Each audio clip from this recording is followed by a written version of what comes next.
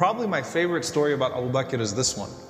In all of the stories about him that sort of showed that loyalty of the Prophet ﷺ to those that supported him very early on. And there's an important lesson to take from this, that, you know, there's a recurring theme here with the Prophet ﷺ and how he honored those firsts, right? And a lot of times, once the hard work is done, other people are put forth, and we fail to honor and respect the people that put in the struggle and the people that put in the hard work. And this was something that the Prophet ﷺ was very good about, right? The veterans of Badr had their place. You know, the early muhajirun, the early people of Mecca that suffered, the Bilals of the world, those people that almost died in bondage and slavery, supporting the Prophet ﷺ, believed in him with everything. The Prophet ﷺ put them on a pedestal. He honored those early givers. So what kind of honor do you think Abu Bakr radiallahu anhu has? And Abu Bakr's honor surpasses every single other person amongst the companions, including Umar.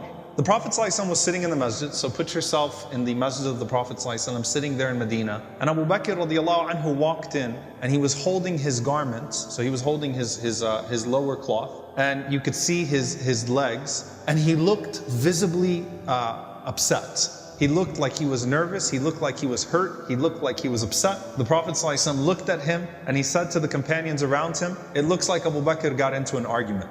You know, when you know your best friend so well, you can identify within the first few moments what type of emotion they're feeling. So he didn't say Abu Bakr is anxious, or Abu Bakr must be in trouble, or he said, that's the Abu Bakr that got into an argument. He got into an argument with somebody, right? Something is bothering him, but particularly he must have got into an argument with someone. So as Abu Bakr is walking to the Prophet ﷺ, he already mentioned that to the companions. He says to the Prophet ﷺ, Assalamu alayka, peace be unto you. He says, O Messenger of Allah, I and Umar ibn al-Khattab got into an argument.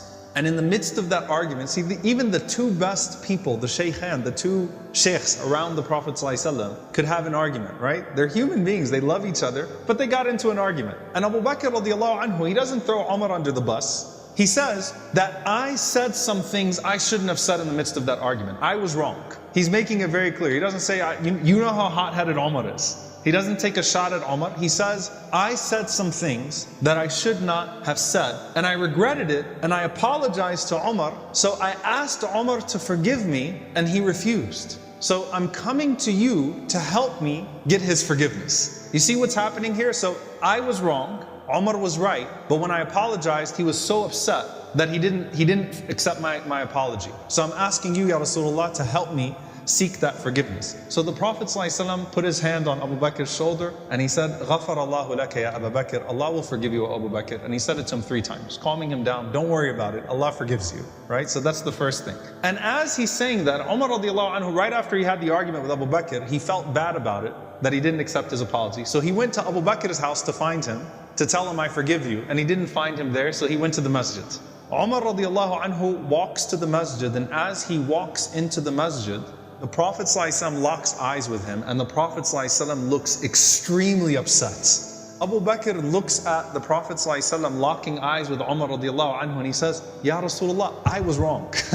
It was me, it wasn't him. He didn't do anything wrong. I was the one that messed up. Ya Rasulullah, it's okay. Just that connection, you know, you could see that the Prophet ﷺ was visibly upset with Umar radiallahu anhu. So Abu Bakr radiallahu anhu was saying, I was the one who wronged him.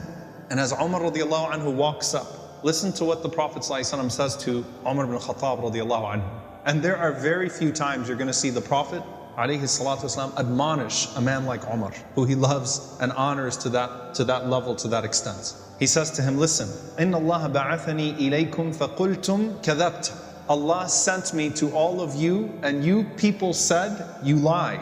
He lies. You denied me. وَقَالَ أَبُو بَكْرٍ صَدَقَ.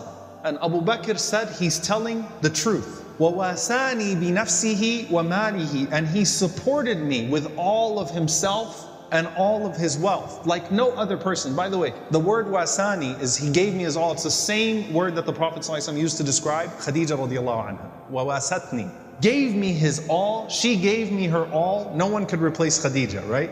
The time the Prophet admonishes Aisha is when she insults Khadija. Now it's Umar. No one can replace Khadija. No one replaces Abu Bakr, right? He gave me his all in the very beginning, his self, his wealth, everything. And the Prophet ﷺ puts his hand on Abu Bakr radiallahu anhu and he says, فَهَلْ أَنْتُمْ تَارِكُوا لِي صَاحِبِي? Are you people going to leave my companion alone? Can you imagine he's saying that to Umar radiallahu anhu? Will you people leave this man, this friend of mine, alone? And he said it 2 times, sallallahu alaihi wasallam. And Abu Darda radiallahu anhu was sitting in the gathering who narrated it. He said, فَمَا أُوذِيَ بَعْدَهَا. He said, no one dared mess with Abu Bakr after that moment. Like the point was driven to everybody that this was the Prophet ﷺ's best friend, this was his companion. And the Prophet had a special place for him that no one messed with him. Now realize the Prophet ﷺ was not speaking to the substance of the argument that transpired in the first place. He was speaking to Umar radiallahu anhu's reluctance to forgive him and saying that this man had no reluctance in believing in me. And so you should have no reluctance in forgiving him just because of his status with me, radiallahu ta'ala anhu. And again, that same word of wasani, that he supported me, he gave me his all when no one else would give me anything, was very special.